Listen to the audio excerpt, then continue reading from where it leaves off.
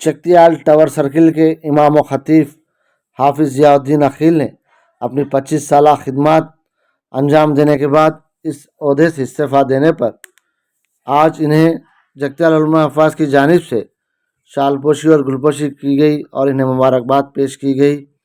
جنہوں نے جگتیال میں مکمل 32 سال اپنی امام و خطاب کی حیثیت سے خدمات انجام دی تھی، جس میں سے 25 سال ٹاور کے مسجد کے امام و خطاب کی حیثیت سے بہترین خدمات انجام دی تھی۔ اس نام کو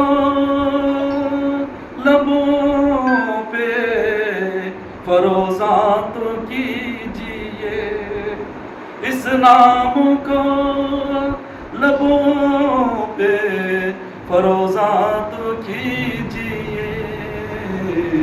ممکن نہیں چلا جب روشنی ہو نہ ہو،